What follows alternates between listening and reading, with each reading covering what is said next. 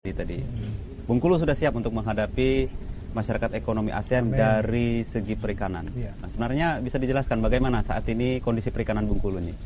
Yang jelas karena saya pelaku ikan hidup, ikan tangkap ya. Karena kalau tadi seperti disinggung oleh Pak Dedi, ikan itu kan ada ikan tangkap, kemudian ada ikan tawar konsumsi dan ikan hias dalam hal ini. Nah, kalau dari saya karena pelaku usaha dalam ikan hias berarti ikan hidup. Berarti paling tidak kita mesti menjaga mutu yang sudah ditetapkan oleh pemerintah dalam hal ini BKIPM.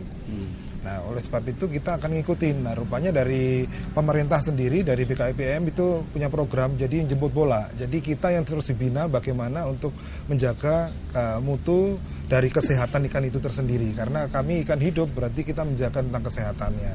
Terus kemudian bagaimana cara ketika ikan itu sakit dan lain-lainnya. Karena kalau ikan hidup itu yang ditentukan adalah kualitasnya itu. Jadi kalau dari situ kami rasa cukup siap karena sudah di backup oleh BKIPM. Yang dinaungi oleh permikan ini apa saja? Mulai dari ikan tangkap, kemudian ikan tangkap, ikan konsumsi, terus kemudian ikan hidup, ikan hidup dalam hal ini ikan hias, terus kemudian ada juga ikan konsumsi hidup dalam hal ini lobster. Nah, di situ. Oleh sebab itu dari Formikan ini kan dari macam-macam pelaku usaha. Jadi kita bentuklah Formikan ini tadi. Kalau untuk kita berbicara untuk menghadapi masyarakat ekonomi ASEAN ini, yang paling mana yang bidang apa ini yang paling berpeluang untuk bisa bersaing lah di ASEAN? Yang paling bersaing di ASEAN saya rasa semuanya paling bersaing karena bisa dalam hal ikan konsumsi itu juga cukup sangat bersaing. Terus kemudian dari ikan hias kita lagi terus kembangkan lagi karena produksi ikan hias karena saya tahu di sini ikan cupang, ikan itu bagus, banyak pelaku usaha, cuma kita harus meningkatkan kualitasnya itu tadi. Nah, dari situ semua kita lihat peluang-peluangnya cukup besar. Karena kalau ikan hias itu pun kalau kita pangsa lokal harus dikembangkan lagi menjadi lebih luas lagi gitu.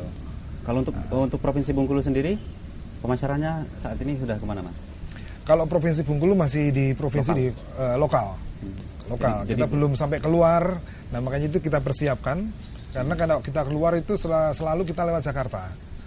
Jadi diakui oleh ikan Jakarta. Padahal itu kan ikan dari Bengkulu. Begitu. Ruginya ke Bengkulu ruginya ya. Padahal ikannya dari Bengkulu tapi ikan yang dari punya nama Jakarta.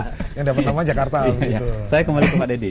Pak Dedi, untuk menghadapi masyarakat ekonomi ASEAN ini, antisipasi apa yang sudah dilakukan BKIPM Bengkulu ini? Ya, jadi salah satunya kami sudah mempunyai laboratorium uji kesehatan ikan dan mutu yang terakreditasi. Satu, karena itu wajib.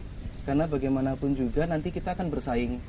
Karena kalau ikan kita yang tidak dijamin, itu tidak bisa diterima oleh negara luar. Saya mendengar informasi tahun depan itu kita sudah ada penerbangan internasional. Jadi sebenarnya sangat pas sekali itu. Jadi kita bisa maju, jadi kayak slogan TVRI, bersama kita maju kan gitu kan. Kita harus sama-sama dukung. Jadi kita sudah persiapkan sertifikasi laboratorium, kemudian BKIPM sendiri pusat yang di Jakarta itu ditetapkan sebagai otoritas kompeten. Jadi yang bisa memberikan sertifikasi jaminan mutu dan keamanan hasil perikanan adalah kami. Ya di pusat terutama kan gitu kan. Nanti dilegalisasi oleh Bapak Kepala Badan itu dalam bentuk sebuah sertifikat jaminan mutu yang secara global dikenal dengan HACCP. Sertifikat Hazard Analysis Critical Control Point. Itu yang pertama. Yang kedua, kemudian yang ketiga, kita juga sebagai otoritas kompeten dalam sertifikasi Good Fish Quarantine System. Jadi dari hulu hingga hilir, dari hulu itu misalkan dari induk dibuat menjadi benih sampai ke pasca panen, itu kan ada sistem yang sudah terintegrasi. Nah, di tengah-tengahnya itu kita sebagai protokol untuk cara karantina ikan yang baik. Jadi kalau sebuah establish atau sebuah farm seperti tempatnya Mas Heru ini sudah kita sertifikasi dengan cara karantina ikan yang baik, dunia luar itu sudah pasti akan menerima. Jadi biasanya kan saat ini kan kalau kita mau kirim barang, pelaku usaha dari Indonesia mau kirim barang keluar, kirim sampel dulu, kan begitu. Saat ini nanti tidak seperti itu. sudah disertifikasi tidak, sejauh mana sejarah penyakitnya, sejauh mana traceability tentang mutu, nantinya akan seperti itu. Tidak perlu kirim sampel lagi, kirim dokumen saja, kan begitu. Akhirnya kesepakatan-kesepakatan itulah yang bisa memudahkan perdagangan bebas di negara ASEAN. Kemudian persiapan-persiapan yang sudah kita laksanakan adalah kita meningkatkan kompetensi personil. Jadi personil kami bekali dengan ilmu-ilmu teknis. Seperti ada ahli parasit, kita punya ahli bakteri. Kita juga mempunyai alat, barangkali di Bengkulu satu-satunya yang mempunyai alat deteksi virus ikan. Hanya kami satu-satunya yang notabene-nya kita diagnosa pemeriksaannya hanya 2 jam. Kalau dulu kan kita bisa sampai 10 jam, kita sudah bisa 2 jam. Bahkan bisa dilihat langsung oleh customer, ini loh hasilnya positif atau negatif. Jadi bisa mengambil keputusan nanti.